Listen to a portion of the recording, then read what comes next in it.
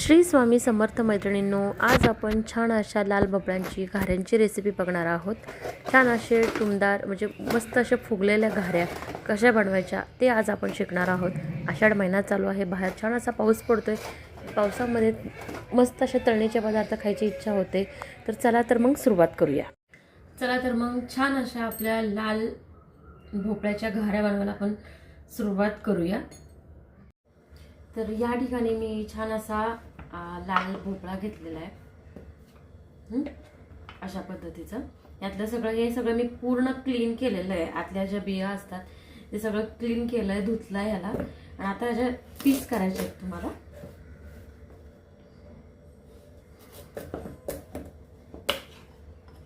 छान असे पीस करून घ्यायचे त्याचे।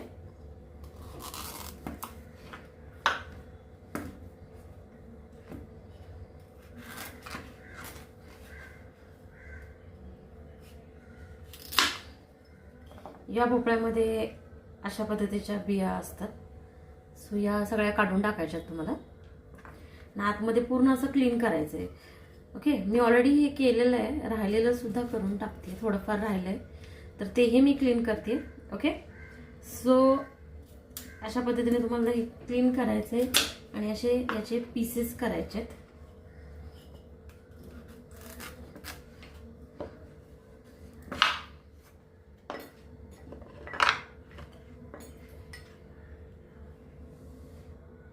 अशा पद्धतीने मी सगळ्या भोपळ्याचे पीसेस करून घेतलेले आहेत। ओके, जर राहिलेलं थोडंफार असेल तर तेही काढून टाकायचं तुम्हाला।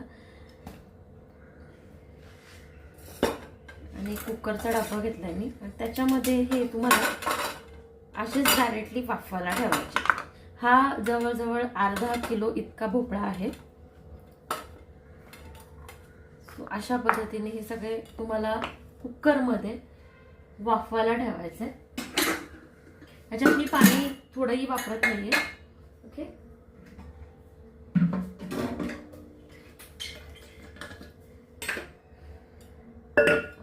हे सगळं मी बाजूला करते। कुकरमध्ये थोडंसं खाली पाणी घालायचं आणि त्याच्यामध्ये हे असं या पद्धतीने तुम्हाला स्टीम करायचंय। म्हणजे याच्यामध्ये पाणी अजिबात घालायचं नाहीये। सो अजून एक मी या ठिकाणी तुम्हाला एक टिप देते। जर तुम्ही बटाटे उकडवत असाल तर तुम्हाला बटाटे कुकरमध्ये उकडवायचे असतील तर बटाटे सुद्धा याच पद्धतीने तुम्हाला उकडवायचे। म्हणजे छान अशा पद्धतीने जर तुम्ही बटाटे कुकरला वाफवले तर खूप छान वाफवले जातात आणि त्याच्यामध्ये पाणीही जात नाही। जर तुम्ही याच्यामध्ये पाणी टाकलं तर खूप सॉगी होतात ते बटाटे। सो तुम्ही या पद्धतीने जर केलं तर ते बटाटे खूप छान वाफवले जातात। आणि तुम्ही कटलेट वगैरे करत असाल त्यावेळेस मॉइश्चरायझर कमी पाहिजे असतं आपल्याला, म्हणजे बटाट्यामध्ये पाणी कमी पाहिजे असतं। सो अशा पद्धतीने जर तुम्ही बटाटे उकडले तर त्याच्यामध्ये पाणी हे कमी जातं। ओके, सो मी खाली पाणी टाकलंय, वरती फक्त भोपळा घेतलाय आणि आता हे बटाटे मी कुकरला याच्या 2 ते 3 शिट्ट्या काढणार आहे। ओके, छान अशा वाफवून घ्यायच्यात हे तुम्हाला। ओके, सो अशा प्रकारे आपले जे भोपळे आहेत हे छान असे मऊ शिजले। मी एका ह्याला ताटामध्ये काढते, सगळे चमच्याने काढून आता हे आपल्याला छान असे स्मॅश करून घ्यायचे, किंवा तुम्ही खिसणीने सुद्धा खिसू शकता। ओके,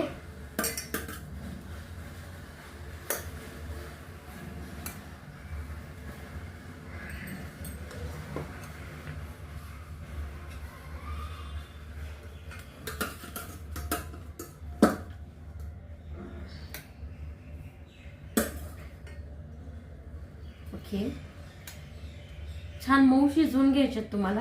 ओके, सो हे छान शिजले, त्याला थोडंसं गार होऊ द्यायचंय आणि नंतर हे तुम्हाला पूर्णपणे खिसून घ्यायचंय। ओके, खिसणी खिसा किंवा अशा पद्धतीने जर तुमच्याकडे पूर्णाची जाळी असेल तर याच्यामध्ये सुद्धा तुम्ही खिसलात तरी चालेल, किंवा जर तुम्हाला पॉसिबल असेल छान स्मॅश जरी करता आलं तरी स्मॅश करू शकता तुम्ही। ओके, आणि हे जे वरचं साल आहे ना, ही स्किन, ही तुम्हाला जी वरची स्किन निघते ही तुम्हाला फेकून द्यायची आहे, याच्यात टाकायची नाही आहे ती. ओके, मी हे सगळं पूर्ण स्मॅश करते. काय करू आपण रोज व्हिडिओ बनवू. ओके ठीक आहे, हां चालेल. आता हे मी असं छान स्मॅश करून घेते पूर्ण, आणि ही जी मागची स्किन आहे ती सगळी पूर्ण काढून टाकणार आहे मी. ओके, तर या ठिकाणी मी लाल भोपळा जो आहे तो पूर्णपणे स्मॅश करून घेतलेला आहे. त्याचबरोबर या ठिकाणी मी याच्यामध्ये 300 ग्रॅम इतका जो गुळ आहे तो मी ॲड करते. या ठिकाणी मी माझ्याकडे गुळाची ढेप होती पूर्ण, तो मी गुळ जो आहे तो फोडून घेतलेला आहे. ओके, तर तुमच्याकडे जर पावडर असेल तर तुम्ही या ठिकाणी पावडर वापरा, किंवा तुम्ही गुळ हा किसून घेतला तरी चालेल. या ठिकाणी तुम्हाला गुळ जो आहे तो पूर्ण या बॅटरमध्ये वितळून घ्यायचा आहे. याच्यामध्ये थोडंही तुम्हाला पाणी ॲड करायचं नाही आहे. गुळ जो आहे हा आपला पूर्ण भोपळ्यामध्ये छान असा मिक्स झालेला आहे.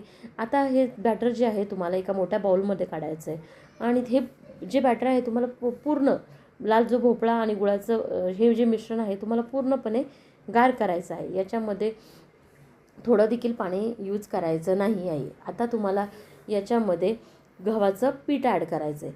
ओके, याच्यामध्ये जितकं पीठ मावेल तितकं पीठ तुम्हाला या ठिकाणी ॲड करायचं आहे. ओके, तर मी ही जी क्वांटिटी बनवते माझी ही जास्त प्रमाणात ही क्वांटिटी आहे. सो मी या ठिकाणी मोठा बाउल घेतलेला आहे, आणि पीठ हे जे आहे मी चाळणीने चाळते आहे. चाळून पीठ घ्यायचं आहे तुम्हाला, जितकं मावेल तितकं पीठ घ्यायचं आहे. आता तुम्हाला यामध्ये थोडंसं मीठ ॲड करायचं आहे. मीठ याच्यासाठी ॲड करायचं की जेव्हा आपण गोड बनवतो त्याच्यामध्ये थोडंसं मीठ टाकलं तर त्याची चव अजूनही छान लागते. आपलं जे स्वीटनेस आहे तो बॅलन्स होतो. सो त्यासाठी आपण मीठ यूज करणार आहे. ओके, सो त्याचबरोबर आपण याच्यामध्ये अजून थोडंसं पीठ ॲड करतो आहे. ओके, जितकं मावेल तितकं मी या ठिकाणी पीठ ॲड करत जाणार आहे. ओके, आणि त्याचबरोबर या ठिकाणी तुम्हाला छान अशी बारीक वाटलेली इलायचीसुद्धा तुम्हाला याच्यामध्ये टाकायची आहे. सो मी जवळजवळ 1 टीस्पून इतकी इलायची जी आहे ती यामध्ये मी टाकणार आहे. इलायचीने सुद्धा एक लाल घाऱ्यांना एक जो छान असा फ्लेवर येतो इलायचीमुळे.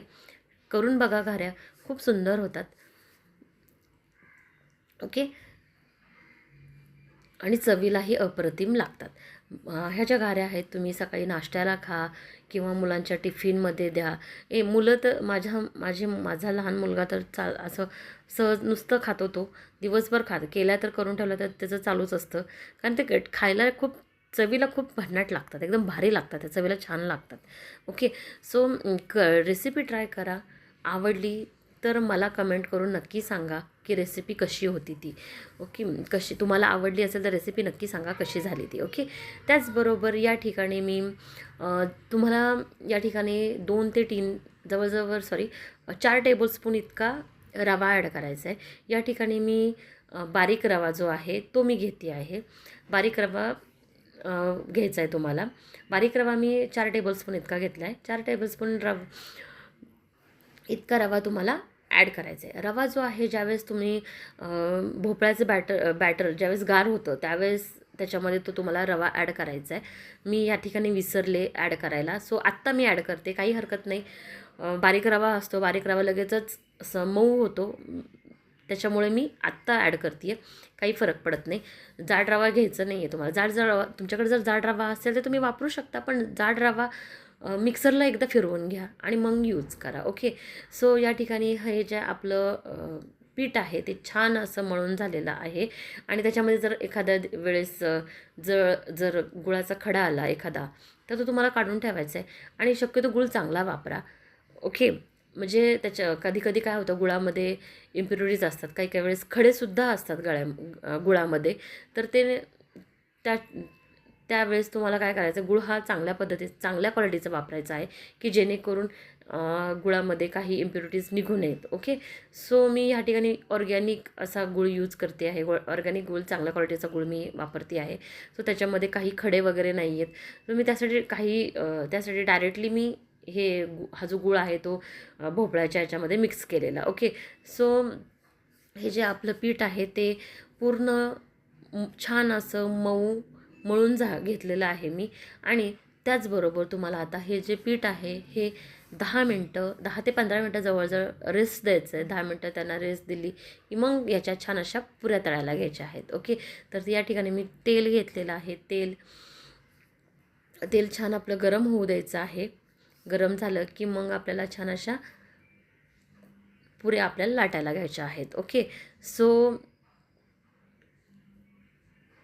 या ठिकाणी मी आपलं जे पीठ आहे हे 10 मिनटं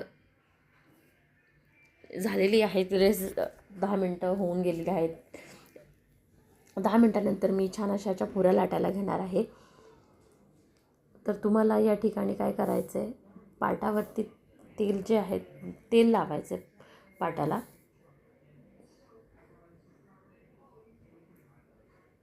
आणि मग तुम्हाला छोट्या छोट्या असे त्याचे पेढे बनवायचे, पिठाचे पेढे बनवायचे. आणि तेल लावून पोळपाट जे आहे आपलं त्यालाच तुम्हाला थोडंसं तेल लावायचं आहे. तेल लावून मग तुम्हाला छोटे छोटे त्याच्या पुऱ्या बनवायच्या आहेत. ओके, सो या ठिकाणी मी छान अशा पुऱ्या लाटून घेते आहे. आणि तुम्हाला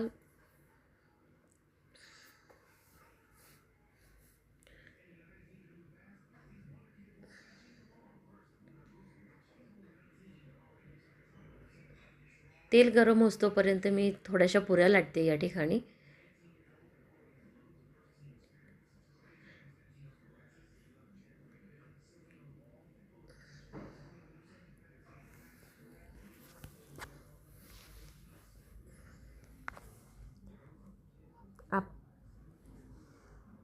आपलं तेल जे आहे हे छान असं गरम झालेलं आहे.